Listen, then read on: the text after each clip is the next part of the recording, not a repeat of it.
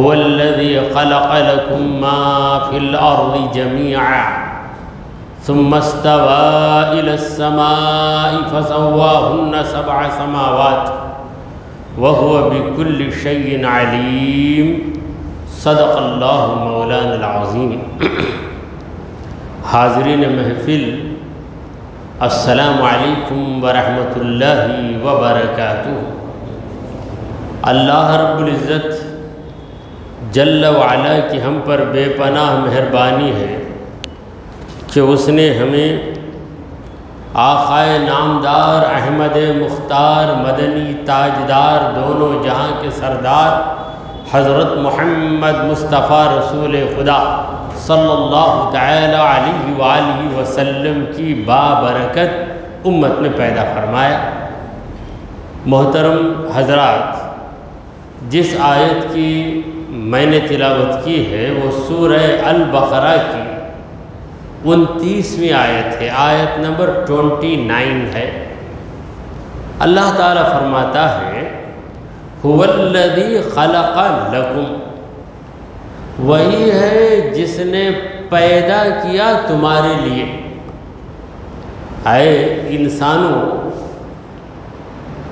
اللہ نے تمہارے لیے پیدا کیا ما فی الارض، جو کچھ زمین میں ہے، جمیعاً پورے کا پورا، یعنی پوری زمین تمہارے فائدے کے لیے بنائی گئی۔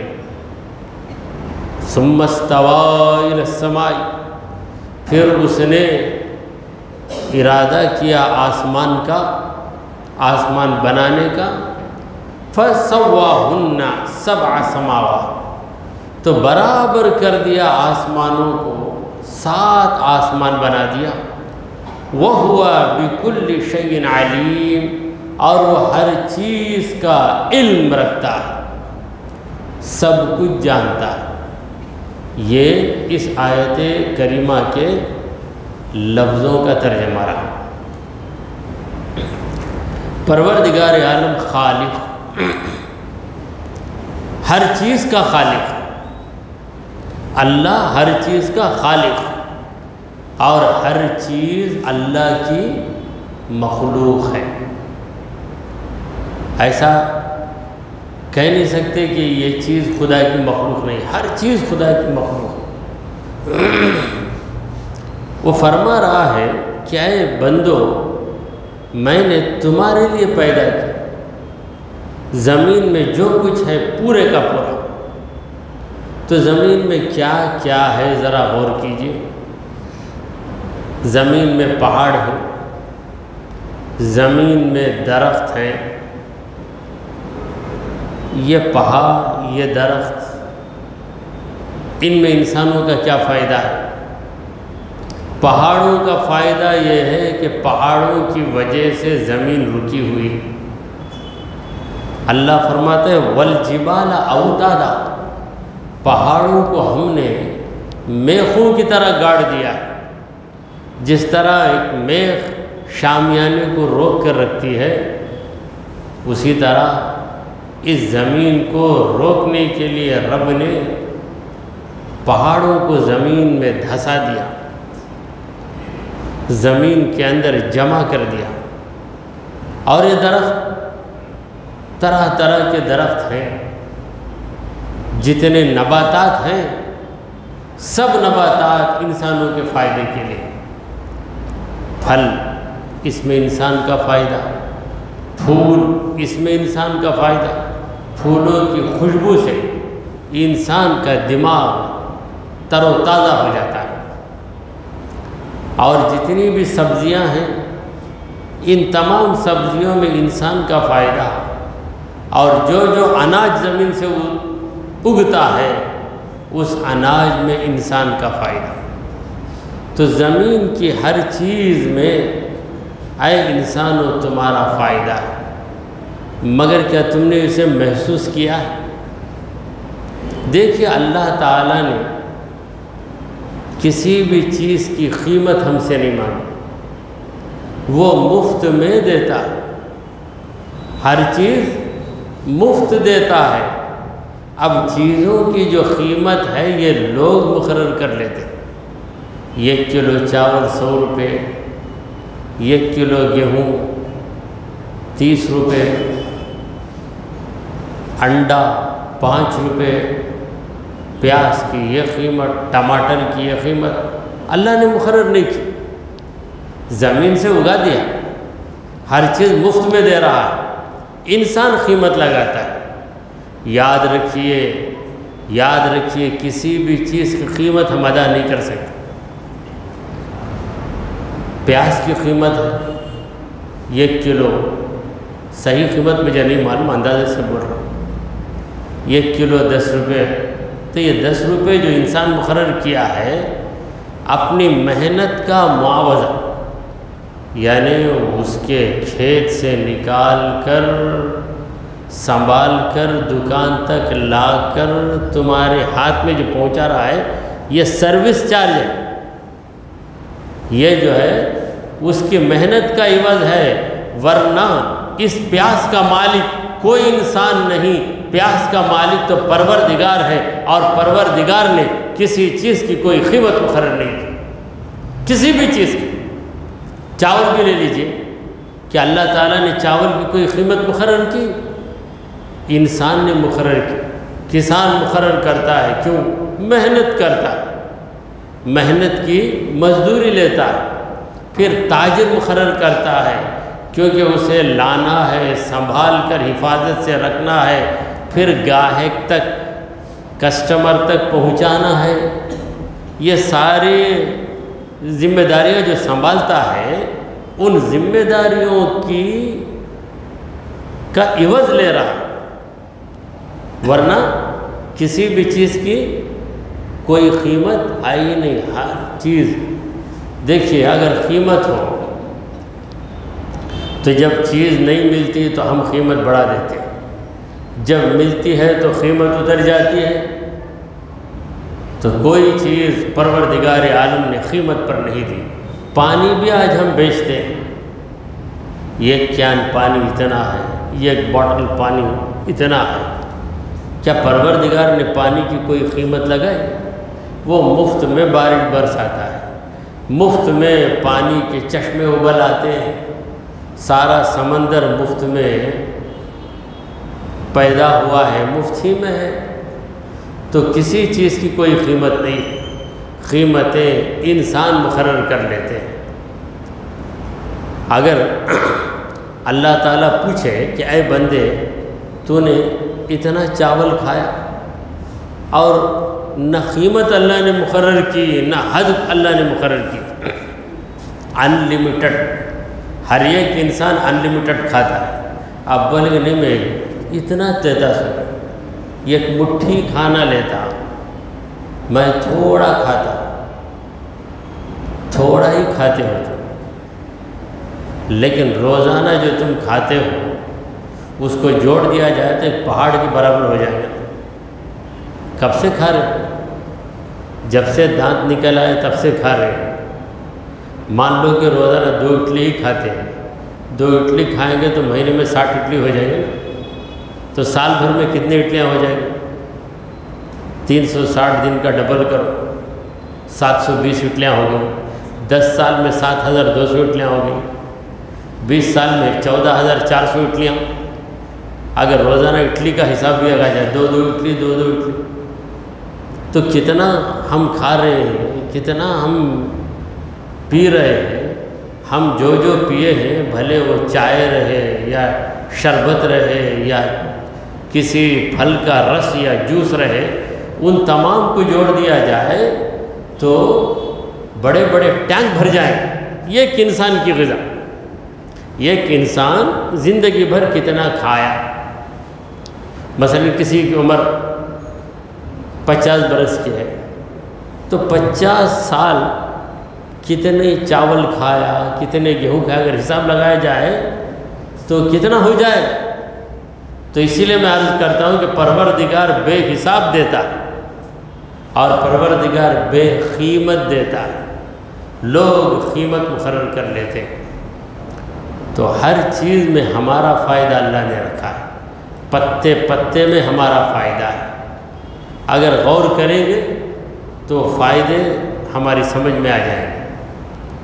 ثم پھر اس کے بعد استوا الی السماء، آسمان کی طرف اس نے استوا کیا۔ استوا یستوی کا معنی برابر ہو جانا، یہ اس کا لفظی معنی ہے۔ تو یہاں پر کیا معنی؟ امام مالک رحمۃ اللہ علیہ فرماتے ہیں الاستواء معلوم والکیف مجہول والسؤال عنہ بدعہ۔ استوا یہ تو ہمیں پتہ ہے کہ استوا کیا ہے، استوا کا معنی برابر ہو جانا، مگر اللہ تعالیٰ کے بارے میں کہا جائے کہ استوا اللہ تعالیٰ برابر ہو گیا، تو وہ معنی برابر نہیں۔ اللہ کے لیے ایسا ترجمہ کرنا برابر نہیں ہے، اس لیے امام مالک کہتے ہیں والکیف مجہول، کیفیت ہماری سمجھ میں نہیں آتی۔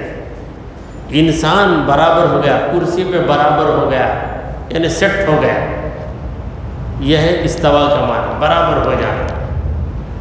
مگر اللہ کے لیے جب یہ لفظ بولا جائے تو اس کی کیفیت کیا ہے ہم نہیں جانتے، کیسے اللہ تعالیٰ برابر ہوا، یہ سوال کرنا یہ بدعت ہے۔ وہ سوال عنہ بدعت، اس کے بارے میں پوچھ تاچھ کرنا بدعت ہے۔ تو عام طور پر مفسرین نے یہ کہا کہ اس کا مطلب ہے اللہ نے ارادہ فرمایا، زمین پیدا کر دی، پھر ارادہ کیا کہ زمین کو تو فرش بنا دیا، اب ایک چھت کی ضرورت ہے، لہذا آسمان جو بنا وہ چھت بن گیا۔ سارے چھت ٹوٹ جائیں گے لیکن رب کا بنایا گیا چھت، ہر چھت ٹوٹ جائے گی، رب کی بنائی گئی چھت یہ کبھی ٹوٹنے والی نہیں۔ فَسَوَّاهُنَّ سَبْعَ سَمَاوَاتٍ، تو برابر کر دیا ان آسمانوں کو، 7 آسمان۔ پہلا آسمان ہمیں نظر آتا ہے مگر دوسرا آسمان ہم نہیں دیکھتے، کہاں نظر آئے گا دوسرا آسمان؟ تیسرا کہاں سے نظر آئے گا؟ اور پہلا آسمان کہاں ہے؟ نظر تو آتا ہے، کتنی دوری پر ہے، کتنی دوری پر ہے کوئی بتا نہیں سکتا۔ سائنسدانوں نے جو بھی بتایا ہے اندازے سے بتایا ہے، کئی کروڑ کلومیٹر ہے، اندازے سے بتایا ہے۔ دیکھیں ہماری ایروپلین، ہوائی جہاز یہ بھی جاتی ہے، ہوائی جہاز اڑتا ہے، کہاں؟ بادلوں میں جاتا ہے مگر آسمان پر نہیں جاتا۔ کیا آسمان پہ گیا ہے؟ کوئی ہیلی کاپٹر نہیں، آسمان پر عیسیٰ علیہ السلام کو اٹھا لیا گیا، اور 7 آسمانوں کی سیر کر کے آنے والے انسان صرف اور صرف ایک انسان ہے، وہ ہمارے آقا و مولا جناب محمد رسول اللہ صلی اللہ علیہ وسلم ہے، کہ معراج کی رات 7 آسمانوں کی سیر کی۔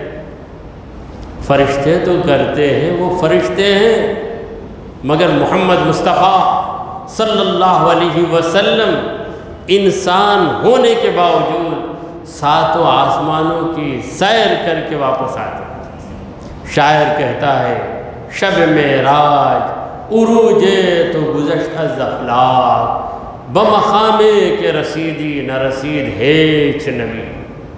یا رسول اللہ معراج کی رات آپ 7 آسمانوں کو پار کر کے چلے گئے، عروج تو گزشت از افلاک، آپ کا عروج آسمانوں سے ہوتے ہوئے آگے بڑھ گیا، ایسے مقام پر آپ پہنچے، بمقامے کے رسیدی، ایسے مقام پر آپ پہنچے نہ رسید ہیچ نبی، کوئی نبی وہاں پہنچ نہ پائے، کسی نبی میں مجال نہیں کہ 7 آسمانوں کو طے کر دے۔ تو بہرحال انبیاء کرام آسمانوں میں نبی کریم صلی اللہ علیہ وسلم سے ملاقات کرتے ہیں۔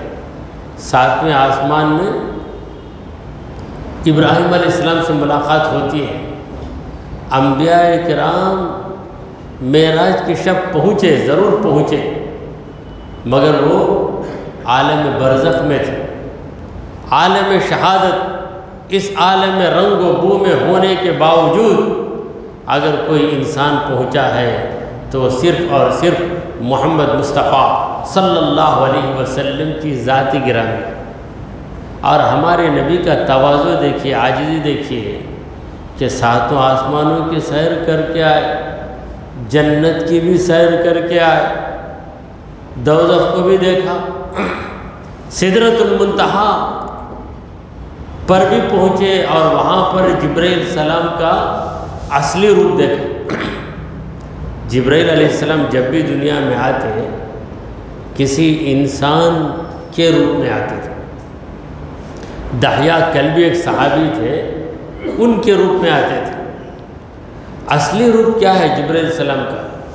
600 پر ہے۔ جبرائیل علیہ السلام کے 600 پر ہے۔ اگر ایک پر پھیلائیں تو پوری دنیا اس کے اندر کیا بن جائے گی؟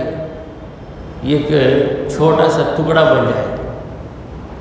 تو جبرائیل علیہ السلام اپنے تمام پروں کو پھیلا کر رسول کریم صلی اللہ علیہ وسلم کے سامنے جلوہ کر، اتنا سب دیکھ کر آنے کے باوجود حضور اکرم صلی اللہ علیہ وسلم کی ذات میں رائی کے دانے کے برابر بھی اکڑے نہیں، بالکل نارمل، جیسا پہلے جھوپڑی میں جاتے تھے، جھوپڑی میں جاتے آتے، صحابہ سے ملتے، صحابہ کے باغوں کو جاتے۔ مگر دیگر لوگوں میں کا یہ حال ہے، سب تو ایسا نہیں کرتے مگر اکثر تو کرتے ہیں۔ کہیں دور جانے کی ضرورت نہیں، یہ امریکہ کو جا کر آ گئے تو کیا بھائی گرمی، کیا بھائی گرمی، کیا بھائی روڈ آئے ایسے ہی، کیا یہ گاڑیاں آئیں۔ امریکہ میں دیکھنا، یو ایس میں دیکھنا بھائی، یو ایس میں دیکھنا، یو ایس میں دیکھنا کیا گاڑیاں ہیں۔ یعنی بتانا چاہتے کہ میں جس مقام سے آتا ہوں وہ مقام یہاں کے جیسا نہیں، اس کی حیثیت بڑھ کر ہے۔ جنت کو دیکھ کر آنے والے آقا نے بھی ایسی بڑی بڑی باتیں نہیں کی، جو بڑی باتیں یو ایس کو جا کر آنے کے بعد، لیکن اب وہ بھی معمولی ہو گئے۔ اب جو ہے یہ دنیا جو گلوبل ورلڈ ہے، یو ایس، یو کے، سب اب معمولی بات ہوگی، تو پرانی جو باتیں تھیں اب نہیں۔ تو بہرحال اللہ تبارک و تعالیٰ نے 7 آسمانوں کو پیدا کیا۔ ایک آسمان کی موٹائی، ایک آسمان کی موٹائی 500 برس کی مسافت، یعنی اگر کوئی تیزی سے چلے، بڑی تیزی سے جا رہا ہے، 500 برس لگاتار چلتا رہے، 500 برس لگاتار وداؤٹ اسٹاپنگ، تب جا کر ایک آسمان کی موٹائی پار کرے گا۔ پھر پہلے آسمان اور دوسرے آسمان کے درمیان جو خلا ہے، یعنی اسپیس ہے، وہ اسپیس یا وہ خلا 500 برس کی مسافت، پھر دوسرے آسمان کی موٹائی وہ 500 برس کی مسافت۔ اس طریقے سے ہر 2 آسمان کے درمیان جو مسافت ہے وہ 6 ہو گئے، پھر یہ 7، 6 اور 7 مل گئے تو 13 500 برس، کتنے برس ہو گئے؟ 13 کو 5 میں ضرب دیجئے،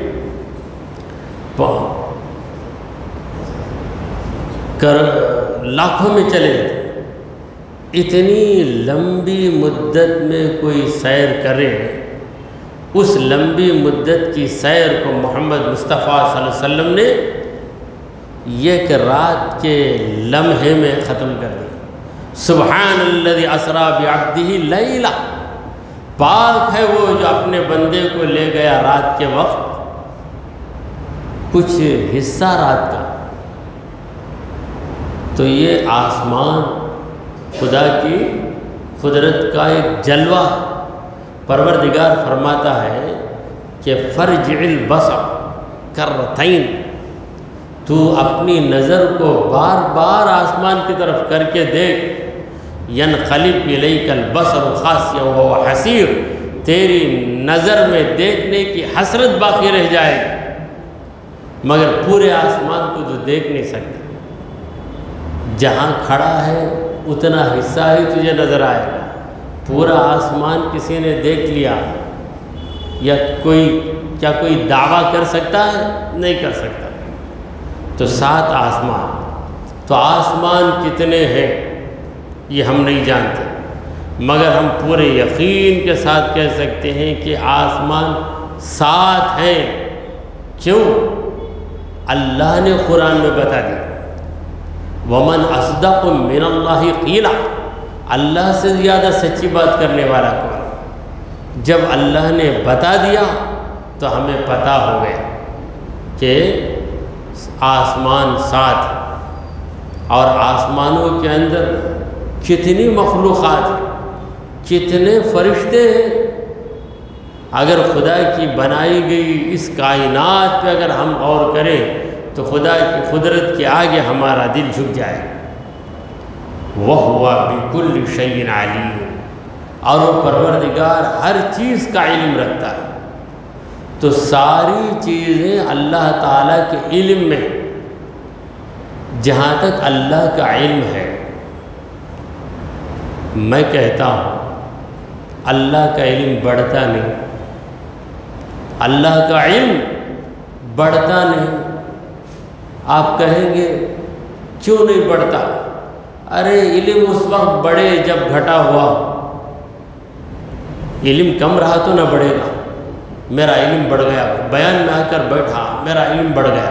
اتنی کئی باتیں نہیں معلوم تھی، بیان سننے کے بعد معلوم ہو گئی، تو ہمارا علم بڑھ گیا. کیوں بڑھا؟ کم تھا، بڑھ گیا. 10 باتیں معلوم تھیں، بیان میں آئے 2 زیادہ باتیں معلوم ہو گئی، تو ہم کہیں گے ہمارا علم زیادہ ہو گیا. تو ہمارا علم زیادہ ہوتا ہے تو یہ ہماری خوبی ہے. ہماری خوبی ہے کہ علم بڑھ گیا، علم بڑھ گیا. اللہ تبارک و تعالیٰ کے بارے میں اگر کوئی کہے کہ اللہ کا علم بڑھ گیا تو اس نے اللہ تبارک و تعالیٰ کی شان میں بڑی بے ادبی کی ہے. کیونکہ اللہ کی شان یہ ہے کہ وہ کبھی کسی چیز سے بے خبر نہیں رہا. تمام چیزوں سے ہمیشہ سے وہ باخبر تھا، باخبر ہے، باخبر رہے گا. تو ہمیشہ سے باخبر تھا تو کون سی خبر بڑھ کر اس کا علم بڑھ گیا؟ تو خدا کا علم بڑھتا نہیں. بعض لوگوں کو معلوم ہمارا علم اتنا زیادہ ہوتا نا، روز روز ہم نے پڑھ لے کو جاتے نا، اللہ کتنا نہیں پڑھا رہا، اس کا کتنا علم بڑھ گیا رہا. جہالت کی وجہ سے بڑھ گیا. عقیدے کا علم نہیں معلوم، اللہ کے بارے میں کیا عقیدہ رکھنا چاہیے یہ نہیں معلوم ہے، اس لیے ایسی باتیں ہم کر لیتے ہیں. تو اللہ نے کہا وہ بِكُلِّ شَيْءٍ عَلِيمٌ. وہ ہر چیز کا علم رکھتا ہے. کب سے رکھتا ہے؟ کب سے رکھتا ہے؟ ہمیشہ سے رکھتا تھا، ہمیشہ سے رکھتا تھا. دیکھیے اللہ کی جو بھی صفت ہے وہ ازلی بھی ہے اور ابدی بھی. ان باتوں کو اچھی طرح ذہن میں رکھیں. اللہ کی ہر صفت ازلی بھی ہے، ابدی بھی ہے. ازلی کا معنی کیا؟ ہمیشہ سے ہے. اور ہماری کوئی چیز ازلی نہیں ہے، کیونکہ ہم پہلے سے نہیں تھے. ہماری تعریف ہی کیا ہے کہ ہم نہیں تھے، اللہ نے ہمیں پیدا کیا. تو جب ہم ہی ازلی نہیں ہیں تو ہمارا علم کہاں سے ازلی؟ ہماری کوئی بھی صفت ازلی کہاں سے ہوگی؟ تو اللہ کی شان یہ ہے کہ وہ ہر چیز کا علم رکھتا ہے. تو اس آیت کریمہ کے اس حصے کو ہم ذہن میں رکھیں. اللہ سب کچھ جانتا ہے، اللہ سب کچھ جانتا ہے. تو جب ہم عمل کریں، جب ہم عمل کریں تو یہ یقین رکھیں کہ اللہ ہمارے اس عمل کو جانتا ہے. اللہ ہمارے اس عمل کو جانتا ہے.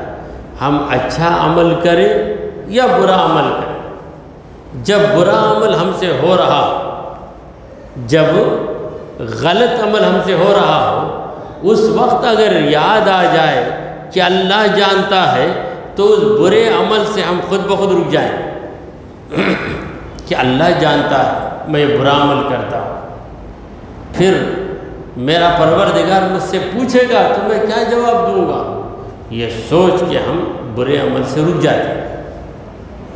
کوئی اچھا عمل کرے تو ہمیں فکر ہوتی ہے، بعض لوگوں کو فکر ہوتی ہے اتنا اچھا عمل میں کرتا ہوں، کوئی بھی اسے نہیں جانتا، نا کوئی جانتا نہیں میں کیا کیا کرتا، معلوم تم کا کیا عجیب معلوم ہے کیا کیا کرتا۔ تو اس وقت سوچیں کہ کوئی جانے یا نہ جانے، اللہ تو جانتا ہے۔ جب اللہ جانتا ہے تو لوگوں کے جاننے کی تمہیں فکر کیوں؟ جب عمل کرتے ہو اللہ کے لیے اور اللہ جانتا ہے تو لوگوں کے جاننے کی فکر کیوں؟ اگر یہ فکر پیدا ہو جاتی کہ میں تہجد پڑھتا ہوں تنہائی میں، کوئی میری تہجد گزاری کو جان لے، میں اتنی خیرات کیا ہوں، غریب کو اتنے لاکھ دے دیا، کوئی میری خیرات کو جانے، دوسرا میری عبادت کو جان لے، میری سخاوت کو جان لے، یہ جو خیال آتا ہے یہی ریاکاری کی جڑ ہے، اسی کا نام ہے ریاکاری۔ اور اللہ تعالیٰ ریاکار کی کسی بھی عبادت کو قبول نہیں کرتا، کسی بھی عبادت کو، یہاں تک کہ نماز جو بہت اہم عبادت ہے، اتنی اہم چیز ہے نماز کہ نبی کریم صلی اللہ علیہ وسلم نے فرمایا کہ الصلاۃ عماد الدین، نماز دین کا ستون ہے، من اقامہا فقد اقام الدین، جس نے نماز کو قائم کیا اس نے دین کو قائم کیا، ومن ترکہا فقد ہدم الدین، جس نے نماز کو چھوڑ دیا اس نے دین کو مسمار کر دیا۔ اتنی بھاری چیز ہے نماز، مگر یہ نماز بھی ریاکاری کے ساتھ ادا ہو تو پروردگار عالم کو یہ نماز منظور نہیں، اللہ کی بارگاہ میں یہ نماز ایکسیپٹیبل نہیں ہے، مقبول نہیں ہے، بلکہ وہ نماز جو ریاکاری والی ہے یہ ریجیکٹڈ ہے، مردود ہے، رد کر دی جائے۔ دیکھیں قرآن میں اللہ فرماتا ہے فَوَيْلٌ لِّلْمُصَلِّينَ، فَوَيْلٌ لِّلْمُصَلِّينَ، سورہ معون میں، یہ سورہ تو چھوٹا سورہ ہے، أَرَأَيْتَ الَّذِي يُكَذِّبُ بِالدِّينِ فَذَلِكَ الَّذِي يَدُعُّ الْيَتِيمَ وَلَا يَحُضُّ عَلَى طَعَامِ الْمِسْكِينِ فَوَيْلٌ لِّلْمُصَلِّينَ۔ اگر کوئی اتنا ہی بول کے رک جائے تو بڑی پریشانی ہو جائے گی۔ فَوَيْلٌ لِّلْمُصَلِّينَ، بربادی ہے نمازیوں کے لیے، مصلی کا معنی ہے نمازی، فَوَيْلٌ لِّلْمُصَلِّينَ، بربادی ہے نمازیوں کے لیے۔ تو نمازیوں کے لیے بربادی، پھر نماز کون پڑھے گا؟ اسی لیے ہم کہتے ہیں کہ کسی بھی چیز بات کو بتانا ہے تو پوری بات بتا، آدھی بات مت بتا، آدھی بات مت بتا۔ تو فوائل للمصلین پہ رک جا گئے، اس کے بعد کا جو جملہ ہے وہ نہیں پڑھیں گے تو پھر مطلب یہ ہوگا کہ نمازیوں کے لیے بربادی ہے، مگر آگے کا جملہ پڑھو، الذین هم عن صلاتهم ساہون، ایسے نمازی جو اپنی نماز ہی سے بے خبر ہے، اپنی نماز سے بے خبر ہے، کیوں نماز پڑھ رہی ہے نہیں معلوم، پڑھو پڑھو بولے پڑھ لیا، اپنی نماز سے غافل ہیں۔ الذین هم یراؤون، یہ وہ لوگ ہیں جو دکھاوے کے ارادے سے نماز پڑھتے ہیں، ان کے دل میں ہی فکر رہتی ہے کوئی دیکھ لے، کوئی دیکھ لے۔ دیکھیے ریاکار کی علامت یہ ہے، جیسا کہ ہمارے بزرگوں نے بتایا، اکیلا نماز پڑھے گا، جب کوئی نہ ہو تو بڑی تیزی سے پڑھے گا نماز، جلدی جلدی جلدی جھٹ جھٹ جھٹ پڑھ کے بڑھیا۔ اگر لوگوں کی نظروں کے سامنے پڑھے گا تو بہت سلو ہو جائے گی نماز، بہت آہستہ پڑھے گا، سوچے گا میں جلدی پڑھا تو انہیں کیا سوچے گا، میں جھٹ جھٹ پڑھا تو کیا سوچے گا، تنہائی میں کیا میرا فرض ادا کرنا، نماز پڑھنا فرض ادا کرنا، جھٹ جھٹ ادا کر دے ہو گئے۔ تو لوگوں کی توجہ کا جو طلبگار ہے، لوگوں کی توجہ کا جو طلبگار ہے یاد رکھ لیجئے وہی ریاکار ہے۔ دعا کیجئے کہ پروردگارا ہم نے جو کچھ کہا اور سنا اسے قبول فرما لے۔ اے اللہ ہمارے گناہوں کو معاف فرما، ہماری خطاؤں کو درگزر کر دے۔ اے رب کریم ہم پر تیری رحمت نازل فرما۔ اے اللہ ہمیں ریاکاری سے بال بال بچائے۔ اے رب کریم ہمارا خاتمہ ایمان کی حالت میں فرما۔ وصلی اللہ تعالی علی خیر خلقہ سیدنا وحبیبنا ومولانا محمد وعلی آلہ واصحابہ اجمعین۔